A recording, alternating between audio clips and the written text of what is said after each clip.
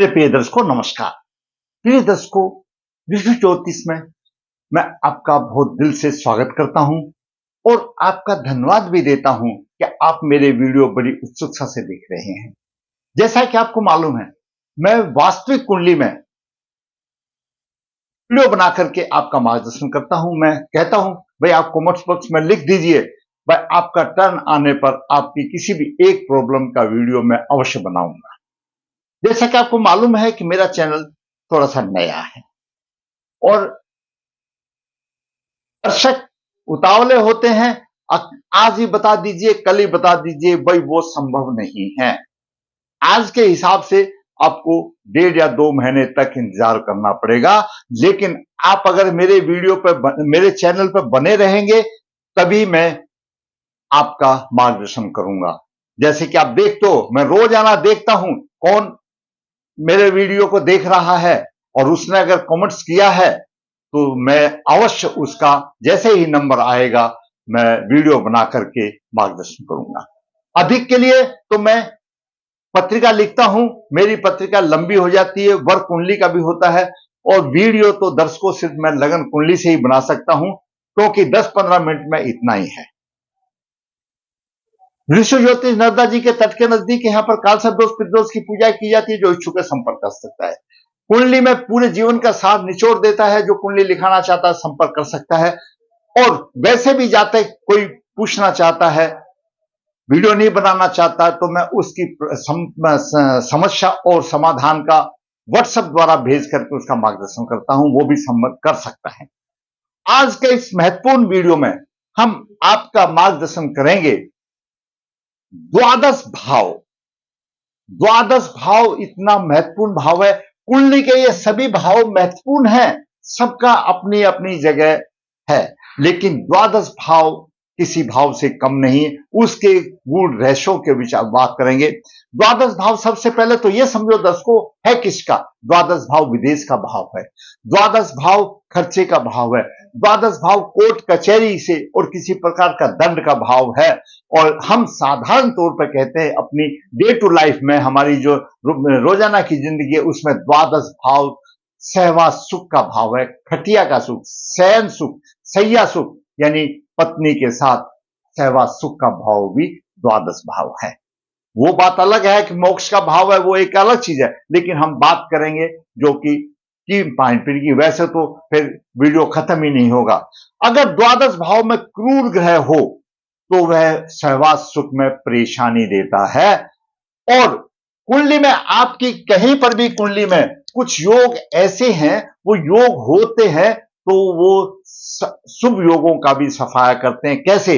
जैसे सूर्य के साथ केतु हो गया, सूर्य के साथ राहु हो गया, मंगल शनि का विषयोग हो गया, और मंगल के साथ राहु अंगारक योग हो गया, या गुरु के साथ चंडाल योग हो गया। ऐसे दुनिया भर के योग हैं। ये जो विष योग हैं ये अशुभ योग हैं।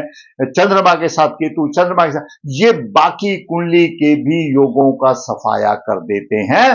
तो कुंडली में द्वादश भाव में सूर्य अगर हो तो ये द्वादश भाव है। यहां पर सूर्य अगर हो, किसी भी राशि का सूर्य द्वादश भाव में शुभ नहीं माना जाता।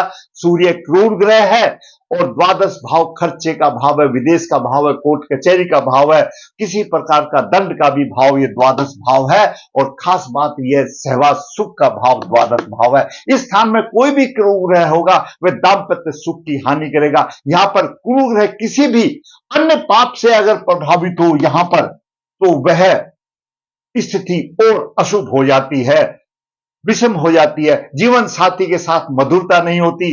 कारण चाहे कुछ भी बने, सहवास सुख नहीं मिलता, मृत्यु भी हो जाती है, परस्पर मन मुटाव भी हो जाता है। यहां पर अगर क्रूर ग्रह हो तो यहां पर जो मैं वर्णन करने जा रहा हूं कि द्वादश भाव में सूर्य है और सूर्य के साथ केतु है। अगर आपके द्वादश भाव में अग्नि तत्व राशि है, अग्नि तत्व कौन सी होगी? मेष, सिंह और धनु राशि में हो तो पिता से द्वेष होगा, अभिमानी होगा, नेत्र रोग होगा, किसी प्रकार का दंड होगा, और भी दूसरा पाप प्रभाव हो तो विषम स्थिति हो जाती है। सहवास सुख और खर्चा तो कोई भी राशि का हो उसमें होगा ही होगा। सहवास सुख की हानि होगी, खर्चा अधिक होगा। यहां पर जल तत्व राशि कर्क राशि, वृश्चिक राशि और मीन राशि में हो, बिना विचारे खर्च कर देता है, जिसका कोई मतलब नहीं रहता। वायु तत्व राशि कौन सी होती है? मिथुन राशि, तुला राशि और कुंभ राशि, उसमें धनहीन और स्त्री से हीन जातक बनाता है। पृथ्वी तत्व राशि कौन सी है? वृषभ राशि, कन्या राशि और मकर राशि में अगर सूर्य हो, थोड़ा सा विचार करेगा, संकटों को दूर करने लगेगा। परंतु धन और सहवास सुख की तो कोई भी राशि हो तो सूर्य हानि ही करेगा। खास विशेष, अगर सूर्य यहां पर शुभ प्रभाव में होगा तो जीवन में कुछ सफलता भी मिलेगी, और अशुभ प्रभाव में होगा कोर्ट कचहरी दंड का योग बनेगा। तो द्वादश भाव में जो होगा, जैसे मैंने बताया कि यहां पर सूर्य का बताया, और यहां पर केतु भी साथ में है, और दूसरे ग्रह से भी अगर सूर्य पीड़ित हो जाएगा तो और अधिक पीड़ित होगा। इसकी सीधी दृष्टि छठे भाव पर है। ये कुंडली के द्वादश भाव स्वयं का भाव है, जीवन साथी का भाव है, और ये सप्तम भाव जीवन साथी का, उससे द्वादश भाव छठा भाव है, वो भी पीड़ित हो जाता है, उसकी सीधी सप्तम दृष्टि आती है, तो जीवन साथी का भी द्वादश भाव पीड़ित हो जाता है, और स्वयं का भी द्वादश भाव पीड़ित होता है, और दाम्पत्य सुख में परेशानी का होता है। मोटे तौर पर मैंने कौन कौन सी यहां राशि में सूर्य होगा, तो सभी राशियों का मैंने वर्णन कर दिया इस हिसाब से। दूसरा, मैंने बताया था कि आपकी कुंडली में कहीं पर भी ऐसा विष योग हो, मंगल राहु हो या चंडाल योग हो या मंगल शनि का या चंद्र राहु का हो, तो भी हानि करेगा। अब अगर मान लिया यहां पर नवो भाव है, यहां पर नवो भाव भाग्य का भाव है, भाग्य का भाव में इस प्रकार का विषयोग बन रहा है किसी की तरह से भी, तो और भाग्य भाव का स्वामी अस्त भी हो रहा है। कोई भी कुंडली होने दो, अगर भाग्य भाव में इस तरह का विषयोग या अशुयोग बन रहा है और भाग्य भाव का स्वामी अस्त हो रहा है, तो ऐसा जातक सपनों में भाग्य को देखता ही रहेगा, और भाग्य कभी उसकी मदद नहीं करता। वह आशाएं पर टिका ही रहेगा, लेकिन भाग्य उसका सहारा नहीं देता, भाग्य जागृत नहीं होता। क्यों? भाग्य भाव में विषयोग भी बन गया, चाहे किसी का भी हो दो, या अंगारक योग हो या वट जो भी हो, और भाग्य भाव का स्वामी अस्त हो गया, तो उसको भाग्य उदय के सिर्फ सपने ही देता रहेगा, कुछ फायदा नहीं होगा। और दर्शकों, हम हमेशा जानते हैं, साधारण आदमी जानता है कि हम जो भी कार्य करते हैं और उसमें भाग्य का सहारा हो जाता है तो हमको ऊपर उठा देता है, तो भाग्य भाव ऊपर उठाने का है, और इसीलिए भाग्य भाव धर्म भाव है। और दर्शकों, भाग्य भाव पूर्व जन्म के संचित कर्मों का परिणाम से ही भाग्य भाव शुभ या अशुभ बनता है। तो इस तरह की स्थिति, ऐसे अगर आपका कहीं पर भी ऐसा योग हो, जैसे मैंने आपको बताया, यहां पर जो मैं आपको संबंधित कुंडली बताने जा रहा हूं, यहां पर मंगल शनि का विषयोग, तो इस तरह से मैंने आपको कई योग बता दिए। चंद्रमा प्लस राहु का ग्रहण योग होगा, सूर्य का ग्रहण हो गया, अंगारक योग हो गया, और चांडाल योग, ये सब इसी प्रवृत्ति के है, हानि हो जाती है। दूसरा दर्शकों, शुक्र, आपकी कुंडली में कहीं पर भी शुक्र हो, शुक्र से चतुर्थ स्थान पर, शुक्र से अष्टम स्थान पर, और शुक्र से द्वादश स्थान पर अगर क्रूर ग्रह है, तो वह क्रूर ग्रह वैमनस्य ला देता है, और तलाक की स्थिति भी आ जाती है, ऐसी भी स्थिति आ जाती है। और कुंडली में चंद्रमा गुरु का या और किसी योग का षटाष्टक योग हो, तो और परेशानी अधिक बढ़ जाती है। तो ऐसे जातक का द्वादश भाव जो पीड़ित होता है, तो उससे सीधा छठा भाव पर असर होता है, कोर्ट कचहरी के चक्कर होते, खुद का भी द्वादश भाव खरा और जीवन साथी का भी द्वादश भाव हो गया, ये स्थिति रही। और दर्शकों, आपका सप्तम भाव का स्वामी कहीं पर भी पीड़ित हो, तो भी दाम्पत्य सुख में परेशानी वाली बात आती है, कि सप्तम पीड़ित हो गया, मधुरता नहीं मिलती। कारण ग्रहों की स्थिति भाव के अनुसार कुछ भी हो सकता है, लेकिन मधुरता नहीं मिलती। इन्हीं चीजों को हम ये देखते हैं आगे चल करके। जो आपको चार्ट दिखाने जा रहा हूं, वह जातक का जन्म 3 जनवरी 1982 82 का जन्म है, रेवती चरण 1 में है, और शुक्ल पक्ष अष्टमी का चरण है, चंद्रमा बलवान है, योग परिधि है, परिधि योग भी अशुभ माना गया है, उसके स्वामी विश्वकर्मा है, और करण विष्टि करण के स्वामी यम है, वो भी अशुभ माना गया है। तो जातक का जो जन्म नक्षत्र रेवती चरण वो है, एक है, वह राजाओं की तरह का होता है, अच्छा माना गया है। तो संबंधित कुंडली में हम विचार करते हैं आकर के, दसम भाव में सूर्य और केतु, जैसा मैंने यहां आपको बताया था, द्वादश भाव, दसम नहीं, द्वादश भाव में सूर्य और केतु की मैंने बताया था। द्वादश भाव में सभी राशियों में जो सूर्य का प्रभाव मैंने आपको बताया, और शनि मंगल, नौ भाव में शनि मंगल, नवम भाव में शनि मंगल का विषयोग है, और नवम भाव का स्वामी बुध अस्त है। तो ऐसा जातक भाग्य के विषय में सपने ही देखता है।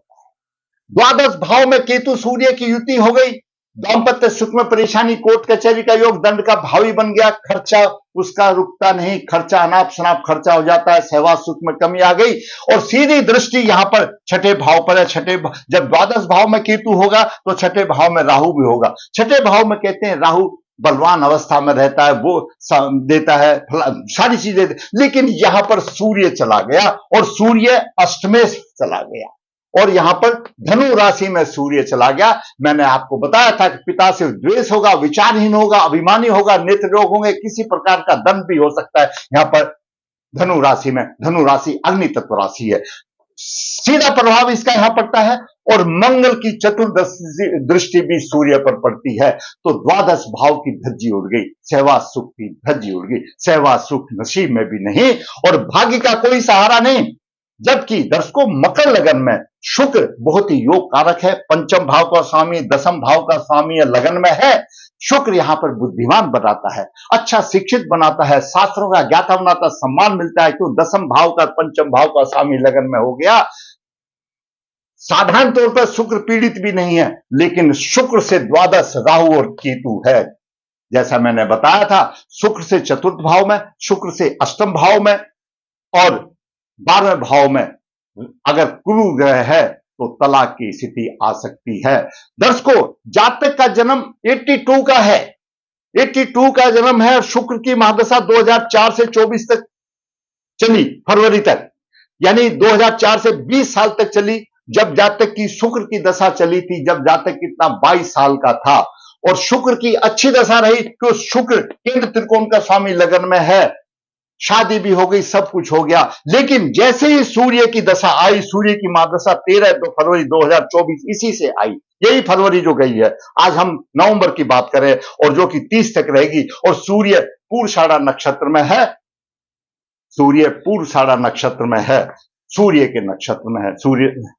अब यहां पर दर्शकों दो चीज आती हैं कि सूर्य जन्म नक्षत्र से 22वां नक्षत्र उत्तराषाढ़ा है, उत्तराषाढ़ा नक्षत्र का स्वामी सूर्य है, और सूर्य विनाशकारी भी बन गया। जन्म नक्षत्र से आपका जो भी 22वां नक्षत्र होगा वह विनाशकारी बनेगा। और दर्शकों, एक और मैं बता देता हूं कि जो बच्चे विवाह के उसमें घूम रहे हैं, तो आपके जन्म नक्षत्र से 7वें नक्षत्र में, या 12वें नक्षत्र में, या 17वें नक्षत्र में, या 22वें नक्षत्र में अगर सूर्य हो तो विवाह तय नहीं होने देता, परेशानियां आती हैं। और तो सूर्य जहां पर विनाशकारी बना है, क्योंकि रेवती नक्षत्र से 22वां नक्षत्र उत्तराषाढ़ा है, और उसका विनाशकारी नक्षत्र उसका स्वामी सूर्य है, और यहां पर सूर्य अष्टम भाव का स्वामी विनाशकारी हो गया, और इस उम्र में तलाक की स्थिति में चल रहे हैं, और पूछते गुरुजी में क्या होगा। दर्शकों, ऐसी कुंडलियां का जब हमारे बच्चे पैदा होते हैं, माता पिता को ये चाहिए उसी समय पर किसी योग कुंडली का जो है पंडित जी है, जो आचार्य है, उससे एक से नहीं 3 से लेकर के सलाह मशवरा करके, और विवाह से पहले उन दोषों का निकाल लेने से ही है।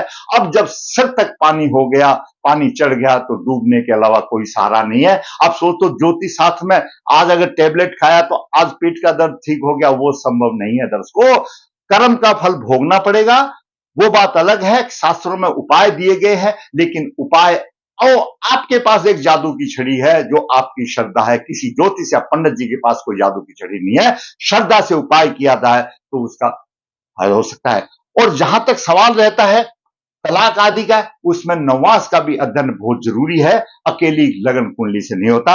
लेकिन साधारण तौर पर मैं आपको बता देता हूं, साधारण तौर पर उपाय बता देता हूं, ऐसे का नवास भी देखना चाहिए, और उन योगों की शांति करा करके, जो योग अशुभ है शांति करा करके, कोई भी ऐसा जातक है, पुरुष जातक है तो उसको अर्क विवाह करे, और स्त्री जातक है तो कुंभ विवाह करे, और फिर योग जीवन साथी योग कन्या या पुरुष के साथ विवाह करे तो तकरीबन सारी परेशानियां मिनिमाइज हो जाती हैं, दूर नहीं होती, लेकिन राहत तो मिल जाती है, इसमें कोई शक की बात नहीं।